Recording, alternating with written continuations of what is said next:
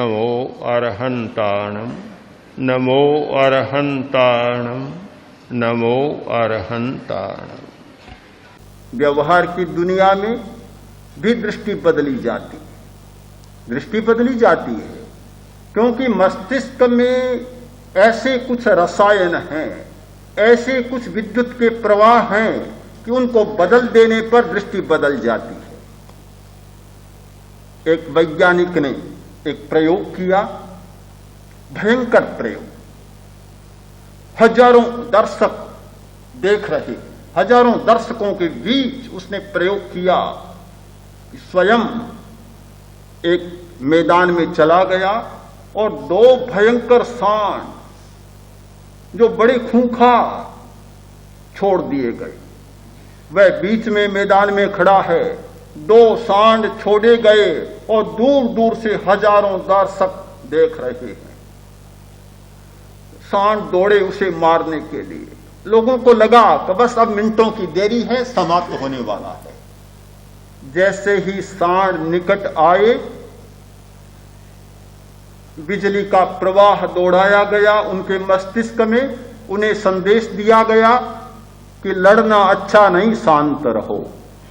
दोनों सांड पास में आकर और बकरियों भेड़ों की तरह खड़े हो गए और वह उनके सिर पर हाथ फेरने लग गए। यह खूंखार होना, शांत होना सारे मस्तिष्क के रसायनों पर निर्भर है।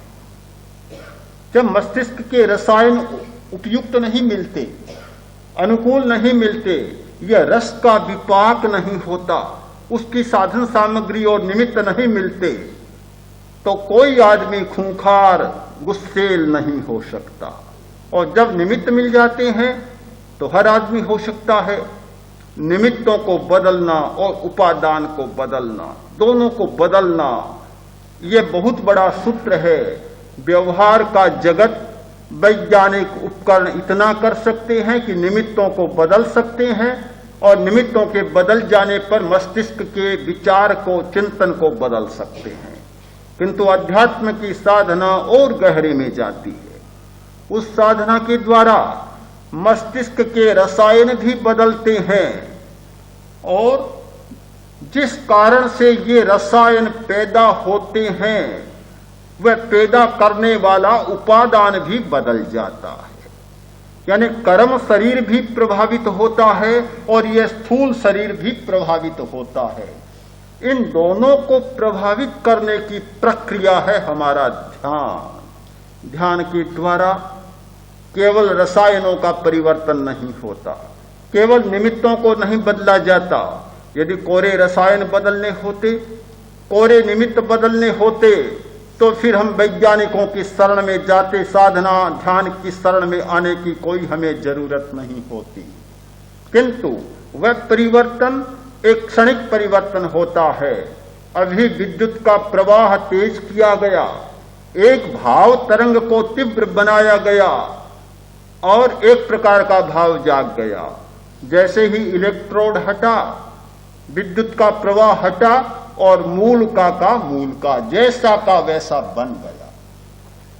किंतु ध्यान की साधना के द्वारा केवल निमित्तों में परिवर्तन नहीं होता, किंतु निमित्त पैदा करने वाले उपादान में भी परिवर्तन होता है।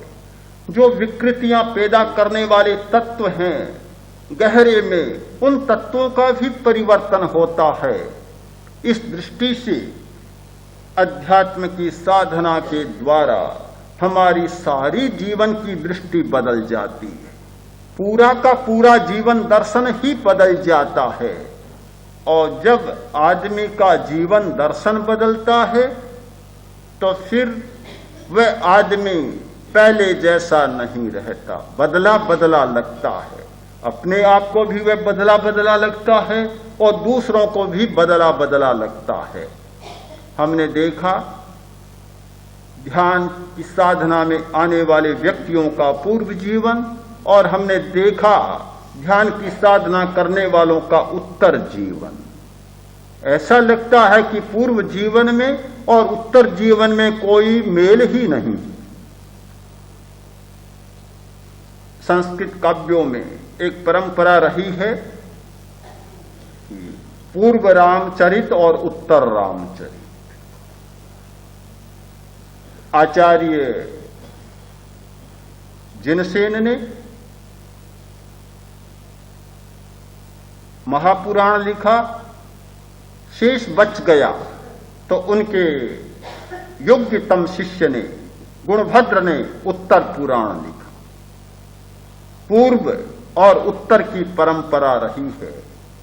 दो व्यक्तियों द्वारा लिखे गए दो काव्यों में बिल्कुल भेद पहचाना जा सकता है। ध्यान साधना के बाद भी ऐसा ही होता है कि बीच में एक ऐसी रेखा खिंच जाती है, हमें यह पहचानने में कोई कठिनाई नहीं होती कि एक पूर्व का जीवन और एक उत्तर का जीवन। किंतु एक कठिनाई जरूर होती है कि जो लोग नहीं जानते उनके मन में प्रश्न होता है, क्या यह वही है या कोई दूसरा? कहीं चोला तो नहीं बदल दिया, कहीं इस बेस में कोई दूसरा तो नहीं आ गया है। इतना अंतर स्पष्ट लगने लग जाता है। ये अंतर कोई लाया गया अंतर नहीं, ये अंतर कोई आरोपित अंतर नहीं है। ये अंतर है जीवन दृष्टि के बदल जाने का अंतर। आदमी, हर आदमी, चाहे पढ़ा लिखा हो चाहे अनपढ़ हो, एक धारणा, एक दर्शन के आधार पर चलता है। अनपढ़ आदमी भी दर्शन के बिना नहीं चलता। दर्शन पढ़ने की बात नहीं होती, दर्शन या धारणा से मिलता है या कुछ भीतर के प्रयत्नों से अपने आप जागता है। हर आदमी दार्शनिक होता है। दुनिया का एक भी आदमी ऐसा नहीं होता कि जो दार्शनिक न हो। किसी किसी को दार्शनिक कह दिया जाता है, ये तो हमारी भ्रांति है। हम मान लेते हैं कि ये दार्शनिक है। कौन आदमी दार्शनिक नहीं होता? जीवन दर्शन के बिना कोई आदमी एक पैर भी नहीं चलता।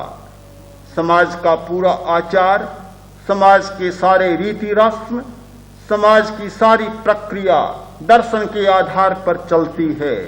तो एक प्रकार का दर्शन व्यक्ति को एक प्रकार की दिशा और पथ पर चलाता है, और जब जीवन का दर्शन बदलता है तो व्यक्ति दूसरी दिशा और दूसरे पथ पर चलने लगता है। तब हमें ऐसा प्रतीत होता है कि व्यक्ति बदल गया। सचमुच बदल जाता है, सचमुच बदलता है, और इतना बदलता है कि पहचानने में कठिनाई हो जाती है। हम ध्यान साधना के मूल अर्थ को समझें। स्वास्थ्य, विश्राम आदि तात्कालिक या वर्तमानिक उपयोगों तक ही इसको सीमित न करें।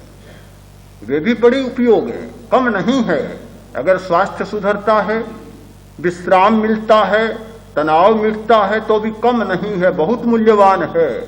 पर इससे भी बहुत मूल्यवान है जीवन दृष्टि का परिवर्तन, जीवन की दिशा का परिवर्तन और उपादान का परिवर्तन।